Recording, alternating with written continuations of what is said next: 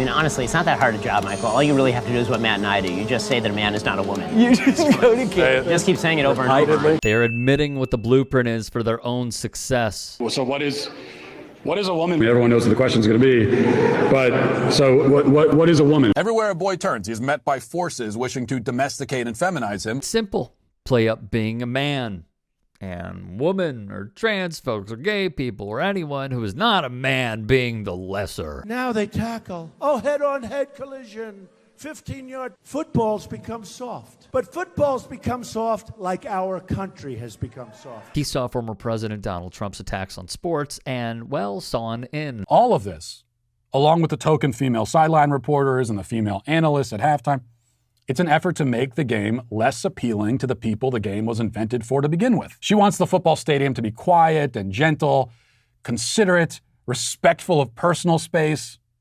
She wants it to be a more feminine environment. And now he has picked another target. The organizations, NFL and NHL, are both certainly a lot less manly today than they were even 10 years ago, certainly 30 years ago. As sure as the sun coming up, Walsh goes after the NHL and NFL. And the NFL went woke too, but not to that level. Like, the NFL teams aren't doing Pride Nights. Once again, conservatives cannot define woke because, of course. And yeah, on hockey, you've got, first of all, fighting after the play is part. I mean, that's cool. The fact that you could just beat the hell out of each other. Tough go for Walsh here. You know who fights?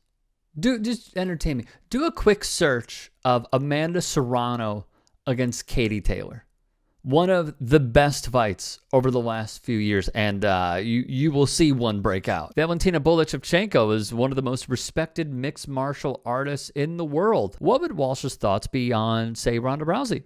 The whole fighting makes hockey manly rhetoric is kind of in bad faith, don't you think? You got to deduct points based on the fact that you are on ice skates, which is a little bit, it's like that's what figure skaters use, and it's a little bit sort of dainty. You're ice skating around. You can never be fully manly on ice skates. This is so profoundly stupid.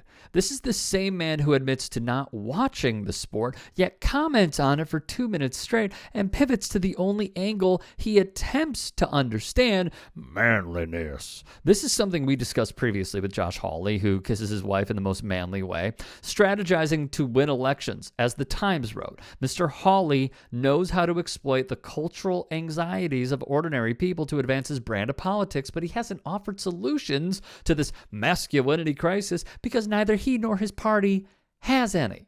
Exactly. Ted Cruz played it up as well, because of course he did. He intertwined the word woke with the military and gushed over a Russian army recruitment video on Twitter. What the hell? The Post Paul Waldman would write, "We do have one model of manhood we know Republicans thrill to. Trump. He was an indifferent father. He had 5 children with 3 women without apparently participating much in any of their lives. Outside of golf, Trump possesses no physical prowess or any of the traditional tasks men are supposed to be capable of." That's so incredibly true. Hard to imagine him changing a light bulb. Yet he does embody a kind of manhood. He's just a bully, glorifying violence, objectifying women. To him, every interaction is a contest in which the only choice is to dominate or be dominated. Those are flat out brilliant points. But you know what? We can take it a step further, because there was a study by NYU researchers where they asked 300 men, had they ever or would they ever search for the following terms: erectile dysfunction, how to get girls, penis enlargement, testosterone, Viagra, blah, blah, blah. They found support for Trump in the 2016 election was higher in areas that had more searches for topics such as erectile dysfunction.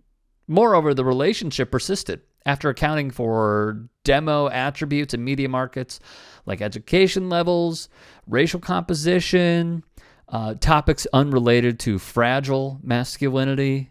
You know what I mean.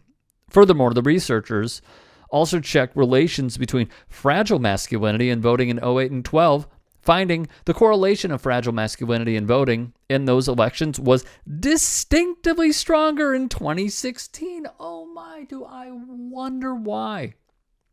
I wonder why. Oh boy. One could go further, like Denisha Carter did with Matt Walsh. I really wish that the people setting the standard of what it means to be a man actually met those standards themselves. Hockey players would quite literally kill Matt Walsh. Y'all remember when Richard Zednik got his throat cut during a hockey game and kept playing? Yeah, I'll give you another one. Adam Burris of the Blackhawks, same exact thing happened. Blade went to his neck, cut him, and he was like, yeah, I'm good. And he played the rest of the game. It was a playoff game as well, I believe. Here's what I will end with. A lot of the times, and the quote goes, that every conservative claim is a confession. And we saw this with the Republican scare tactic, of the groomer label, when really we've seen so many different Republicans come out as just that. So in closing, Matt Walsh is completely full of it. This is his strategy, as he has told you many times, in order for him to make millions of dollars and placate to men's fragility. Don't buy it.